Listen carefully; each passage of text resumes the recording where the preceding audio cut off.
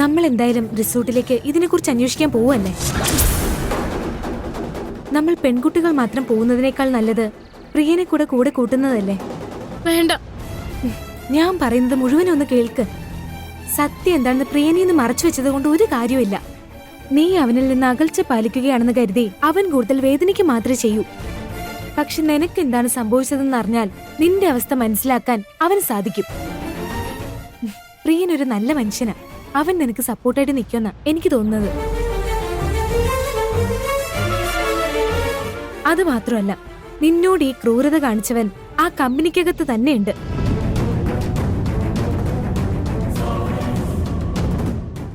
അവിടെ വന്ന് നിന്നെ സംരക്ഷിക്കാൻ ഞങ്ങൾക്ക് കഴിയില്ല. പ്രിയനെ നിനക്ക് വിശ്വസിച്ച് കൂടെ നിർത്താം. എനിക്കൊരു സംരക്ഷണത്തിന്റെ ആവശ്യമില്ല. ഒരു പെൺകുട്ടിക്ക് സംഭവിക്കാൻ പറ്റുന്ന ഏറ്റവും വലിയ അതിക്രമം ഞാൻ നേരിട്ട് കഴിഞ്ഞത്.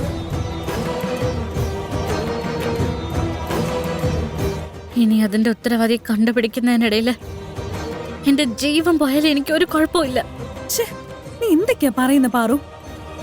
സത്യം, എനിക്ക് നീ മേലും കീഴും നോക്കാനില്ല.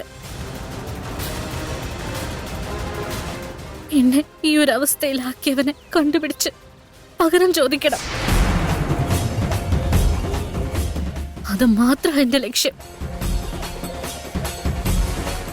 പക്ഷെ പ്രേംചേട്ടൻ ഇതിനെ കുറിച്ചൊന്നും അറിയണ്ട.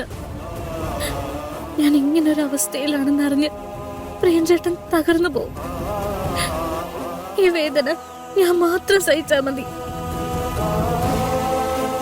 പക്ഷെ സത്യം എന്താണെന്ന് പ്രിയൻ അറിഞ്ഞില്ലെങ്കിൽ നിങ്ങൾ തമ്മിലുള്ള തെറ്റിദ്ധാരണ കൂടും. അവൻ നിന്നിൽ നിന്ന് ഒരുപാട് അകന്നു പോവും. ഒരു തരത്തില് അത് നല്ലതല്ലേ? പ്രിയൻ കൈവിട്ട് പോകുന്നതിൽ എന്ത് നല്ലതാ ഉള്ളത്? പ്രിയൻചേട്ടനെ പോലെ ഒരാളുടെ ഭാര്യ ആവാനുള്ള അർഹത എനിക്ക് നഷ്ടപ്പെട്ടു കഴിഞ്ഞു. എന്നോട് ദേഷ്യം തോന്നിയ അദ്ദേഹം എന്നിൽ നിന്നും അകന്നു പോയ എന്റെ അവസ്ഥ പറയാതെ തന്നെ എനിക്ക് അദ്ദേഹത്തിന്റെ ജീവിതത്തിൽ നിന്ന് ഒഴിഞ്ഞു പോവാലോ. അപ്പൊ പ്രിയനെ കല്യാണം കഴിക്കണ്ടെന്ന് ഇവള് തീരുമാനിച്ചിരിക്കുകയാണോ? ഇതെനിക്ക് കൂടുതൽ പ്രശ്നങ്ങൾ ഉണ്ടാക്കും. നിങ്ങൾക്ക് എന്റെ കൂടെ വരാൻ പറ്റുമെങ്കിൽ വന്നാ മതി. ഇല്ലെങ്കിൽ ഞാൻ ഒറ്റയ്ക്ക് റിസോർട്ടിൽ പോയി അന്വേഷിച്ചോളാം. നീ വെറുതെ ആവശ്യമില്ലാത്ത ഓരോന്ന് പറയണ്ട. നിന്നെ ഞങ്ങൾ ഒറ്റയ്ക്ക് വിടുമെന്ന് നീ കരുതുന്നുണ്ടോ? ഞങ്ങൾ എന്തായാലും നിന്റെ കൂടെ വരും. പ്രിയനോട് ഞങ്ങൾ ഒന്നും പറയുന്നില്ല, പോരെ?